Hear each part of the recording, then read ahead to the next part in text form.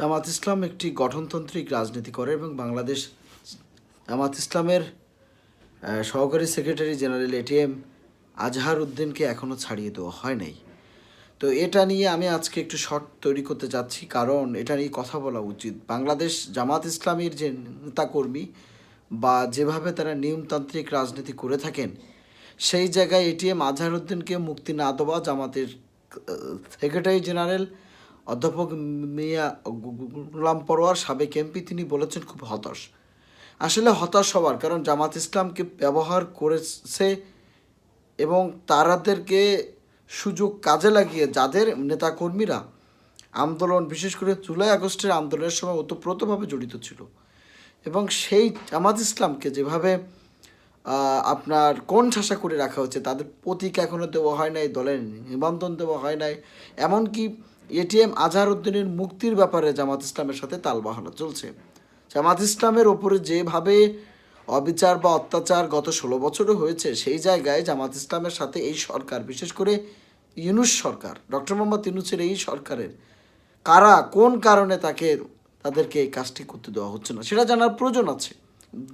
দেশের জনগণের অবশ্যই জানার প্রয়োজন আছে। জামাত ইসলাম যেমনটাই এদেশের আপনার যারা একেবারে হত্যা মামলার আসামি, সন্ত্রাসী, তাদের জামিন হয়ে যায়, কিন্তু জামাত ইসলামের জাতীয় নেতৃবৃন্দে এটিএম আজহার উদ্দিনের জামিন হয় না। এটা খুবই দুঃখজনক। প্রিয় বন্ধুগণ, যারা দেখছেন প্লিজ সাবস্ক্রাইব, এবং আমি এটা নিয়ে এপিসোড করছি, আপনারা আমার এপিসোডগুলো দেখবেন। জামাত ইসলামের বড় ভুল হচ্ছে তারা সবসময় মনে করে ধৈর্য সহকারে সব কিছু সম্ভব।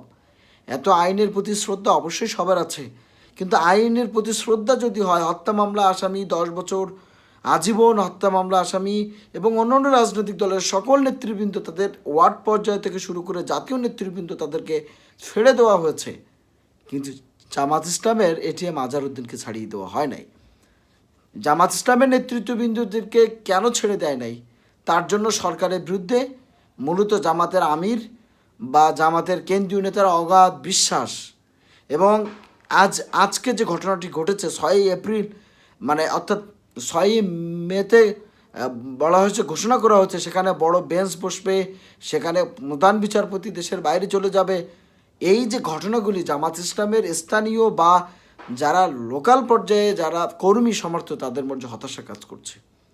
জামাত ইসলাম এখন যে অবজারভেশন আছে, তাতে মনে হচ্ছে জামাত ইসলামকে নিয়ে সরকারও খেলছে, এবং জামাত ইসলাম যদি এটাকে সহজভাবে নেয় তাহলে এটা ভুল করবে। সকলের প্রতি অনুরোধ, সাবস্ক্রাইব করুন।